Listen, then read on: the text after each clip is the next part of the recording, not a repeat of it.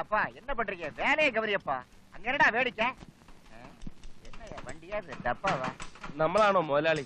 என்ன நீங்க தானே முதலாளி? என்ன தொழிலாளியா? பார்த்தா தெரியல. நான் தாயா பட்டறைக்கு முதலாளி. உனக்கு என்ன வேணும்? ஐயா காப்பாத்தணும். காப்பாத்தணுமா? எப்படி? அண்ணாச்சி இந்த வண்டி நம்ம வண்டி கிளாஸ் மாറ്റി വൈകുന്നേരത്തിനകം തരണം. இல்லைன்னா கொலை பண்ணிடுவேன். கொலையா? ஏண்டா ஏன் ஒர்க் ஷாப்புக்கு வந்து என்னையே கொலை பண்றீங்க? உனக்கு என்ன திமிர் இருக்கணும்? അല്ല സ്വാമി ഉങ്ങളെ അല്ല എന്നെ. അവന്മാര് ഈ കാറിന്റെ ഉടമസ്ഥന്മാര്. ഞാൻ വെറും ഡ്രൈവർ. മലയാളി, ഏഴை, പുവർ മാൻ. அடடா இன்னைக்கு நிறைய வேலை இருக்கப்பா. நீ ஒண்ணு பண்ணு, வண்டி இங்க விட்டுட்டு நாளை காலையில வா. ஐயோ நாளை காலையிலயா? இன்னு வைகுന്നേരം வேணும். யோ முடியாதுன்னா முடியாதுதான். நாளை காலையில வாயா. போயா டேய், வேலையை பாருடா.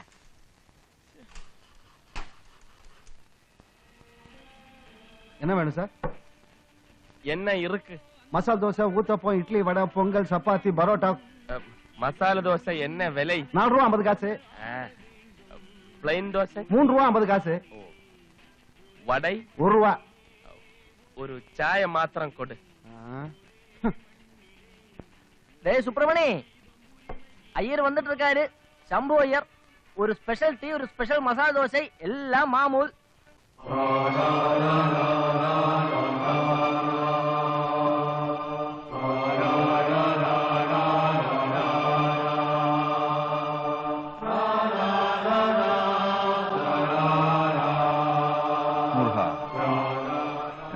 சௌக்கியமா? சௌக்கியம். உட்காரு உட்காரு. பாதிரா தங்கப்பன் எடா பயங்கர. தினத்தந்தி வரலையா இன்னைக்கு? வந்திருக்கே. கொஞ்சம் അവിടെ മുങ്ങിട്ടവൻ ഇവിടെ പൊങ്ങിയ. வெள்ளப்பகுதியில் முதலமைச்சர் மழையில் நனைந்து கொண்டே குறைகளை கேட்டார். பாதிக்கப்பட்டவர்களுக்கு உணவு பொட்டலம். മലയാളം പോലും വായിക്കാൻ അറിയാത്ത ഇവൻ തമിഴ് വായിക്കുന്ന. தேங்கி கிடக்கும் தண்ணீரை பம்பு வைத்து அகற்ற அதிகாரிகளுக்கு கட்டளையிட்டார். எடா தங்கப்பா, எடா பாருயா தங்கப்பா. டேய் தங்கப்பா, நில்லுடா புள்ளி அவன. டேய் தங்கப்பா. டேய்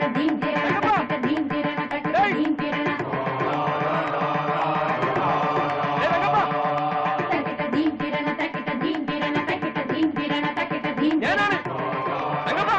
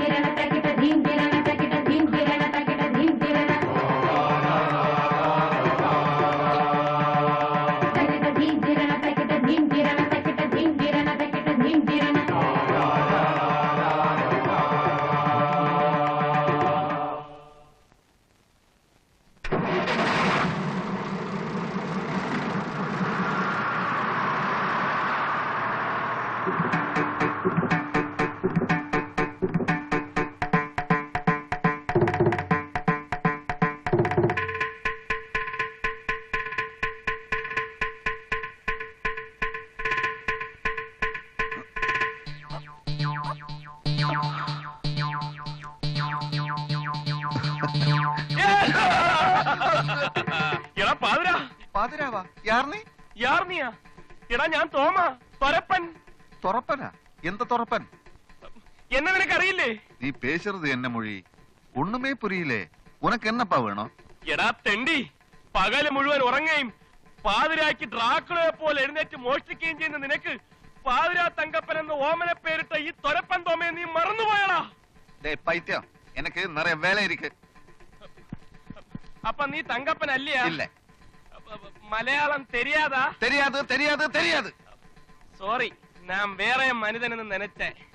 വണക്കം. വണക്കം.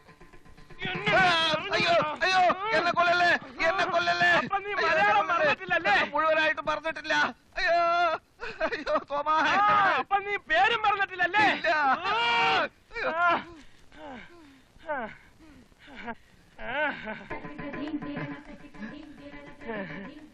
ഞാനിപ്പോ ഒരു പുതിയ മനുഷ്യനാ.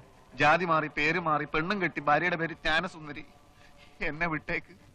എന്റെ പൂർവ്വചരിത്രം ഇവിടെങ്ങാനും പറഞ്ഞാൽ അതോടെ എല്ലാം തീരും. ഇന്ന് ഞാൻ ശംഭു അയ്യരാണ്. മോഷണം, പിടിച്ചുപറി തുടങ്ങിയ കലകളെല്ലാം ഞാൻ ഉപേക്ഷിച്ചു. സ്ത്രീധനമായിട്ട് എനിക്ക് 2 ടാക്സി കാറുകൾ കിട്ടി. എന്റെ കഠിനാധ്വാനം കൊണ്ട് ഞാനത് 4 ടാക്സി കാറാക്കി. നീ ജയിലിൽ ചാടിയോ? അല്ല, പരോളിലാണ്. 2 ദിവസത്തിനകം തിരിച്ചു തന്നില്ലെങ്കിൽ ഞാനും നിന്നെ പോലാവും. ഏതായാലും നിന്നെ കണ്ടത് നന്നായാലേ. നമുക്ക് നിന്റെ വീട്ടിലോട്ട് പോവാം. നിന്റെ ഭാര്യയും ബന്ധുക്കളെയൊക്കെ എനിക്കൊന്ന് പരിചയപ്പെടാമല്ലോ. അത് മാത്രം വേണ്ട. അത് ബ്രാഹ്മണന്മാരല്ലാത്ത സുഹൃത്തുക്കൾ എനിക്കുണ്ടെന്ന് എന്റെ ഭാര്യ അറിഞ്ഞാൽ അത് കുഴപ്പം ചെയ്യും. ബ്രാഹ്മണനോ? അതെ, ശംഭു അയ്യർ. എന്നാലും നമ്മൾ തമ്മിലുള്ള സ്നേഹബന്ധത്തിന്റെ പേരിൽ നിന്റെ ഭാര്യ ഞാനൊന്ന് പരിചയപ്പെട്ടില്ലെങ്കിൽ യാതൊരു കുഴപ്പമില്ല. പിന്നെ ഞാൻ എവിടെ ഒന്ന് തങ്ങുന്നത്? അത് ഇവിടുന്ന് നേരെ അങ്ങോട്ട് ചെന്നിട്ട് ഇടത്തോട്ട് തിരിഞ്ഞാൽ അവിടെ നല്ലൊരു തുക്കട ലോഡ്ജ് ഉണ്ട്. അവിടെ തങ്ങിക്കോ. തുക്കടാ ലോഡ്ജ്? അതെ, നിന്റെ സ്റ്റാൻഡേർഡിന് യോജിക്കണല്ലോ. ഞാൻ വൈകുന്നേരം വരാം. വരണമെന്നില്ല, വൈകുന്നേരം പോലീസ് അവിടെ എത്തും. നിനക്കൊരു കാര്യം അറിയാവൂ, നിന്നെ പിടിച്ചു കൊടുത്താ എനിക്ക് 10,000 രൂപ ഗവൺമെന്റ് തരും. ഇനാം പ്രഖ്യാപിച്ചത്. ആ പണം കൊണ്ട് ഏതെങ്കിലും വലിയ ഹോട്ടലിൽ താമസിക്കാൻ ഒക്കുമെന്ന് ഞാനൊന്ന് നോക്കട്ടെ. Good bye.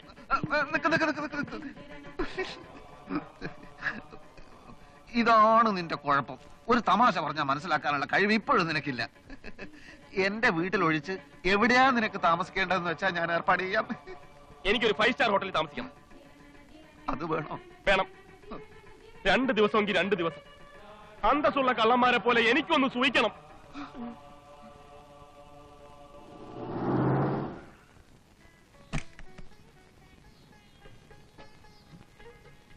வெயிட் பண்ண வேணாம். காலையில கலெக்ஷனோட வீட்டுக்கு வா. நாங்க எங்க போனது வந்தது யாருக்கிட்டே சொல்ல வேணாம். என்ன? சரி sir.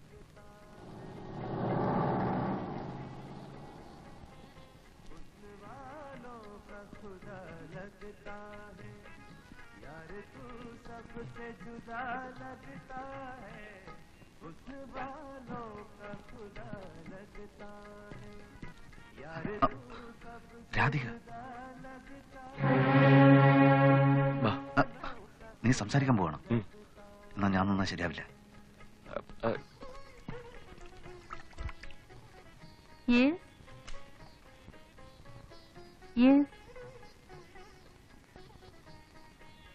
Okay. Thank you. Radhika,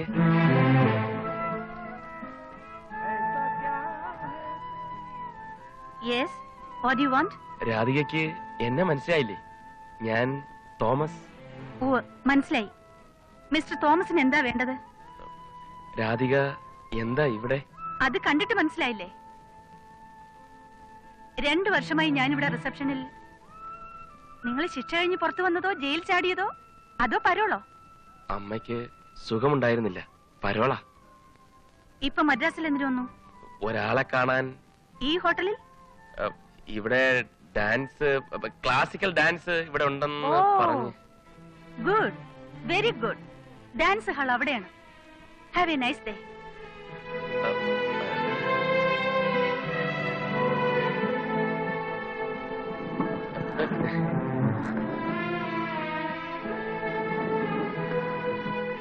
രാധികയോടൊന്ന് സംസാരിക്കാനുണ്ട്. എന്ത് സംസാരിക്കാൻ? ഡാൻസിനെ സംബന്ധിച്ചോ അതോ ഇവിടുത്തെ റൂംസിനെ സംബന്ധിച്ചോ? അല്ല, നമ്മുടെ പഴയതൊക്കെ മറന്നോ? പ്ലീസ്, നിങ്ങളെ ഞാൻ മറന്നു കഴിഞ്ഞു. ഇപ്പോഴല്ല, പണ്ടേ.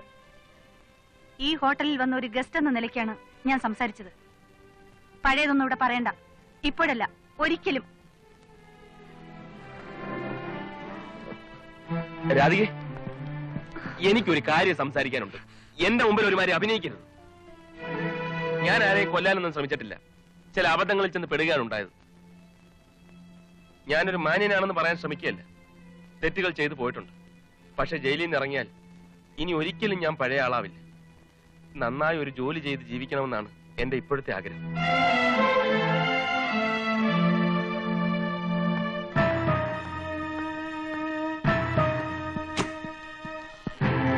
രാധികേ, രാധികേ. മതി മതി, ഇങ്ങ് വന്നേ. പാടാ.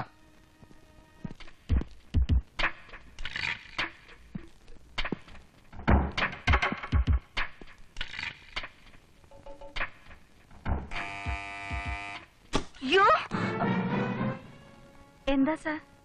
ആരാണ് അയാൾ? എനിക്കറിയില്ല. എന്തൊക്കെയോ പറഞ്ഞ് ബഹളം കൂട്ടി എന്റെ പുറകെ വന്നു. എനിക്കിത് ആരാന്നറിയില്ല. അവനെങ്ങോട്ടാ പോയത്? ഡാൻസ് ഹാളിലേക്കാണെന്നാ പറഞ്ഞത്.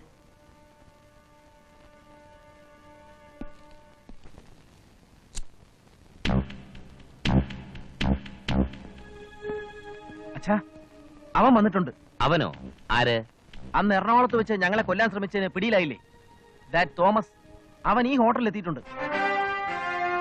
ആ റിസപ്ഷനിസ്റ്റിനോട് എന്തോ അലമ്പുണ്ടാക്കിയപ്പോഴാ ഞാൻ കണ്ടത്. നിന്നെ അവൻ കണ്ടോ? ഇല്ല. എന്നിട്ട് അവനോടെ ഡാൻസ് ഹാളിലേക്ക് പോയിട്ടുണ്ടെന്നാ പറഞ്ഞത്. ഡാൻസ് ഹാളിലേക്കല്ലേ? അവൻ എങ്ങനെ പുറത്തിറങ്ങി? പരോളിൽ ഇറങ്ങിയതായിരിക്കും, അല്ലെങ്കിൽ ജയിലിൽ ആടിയതായിരിക്കും. ഓഹോ, എങ്കിൽ ഇവൻ തന്നെയാണ് സുധീറിനെ കൊന്നത്. ഇത്രയും ധൈര്യമായി നമ്മുടെ ആസ്ഥാനത്തിലും വന്ന സ്ഥിതിക്ക് അവന് ശരിയായ തയ്യാറെടുപ്പ് കാണും. എന്നാൽ പോലീസിനെ വിളിക്കാം. വേണ്ട. എന്താ വേണ്ടതെന്ന് എനിക്കറിയാം.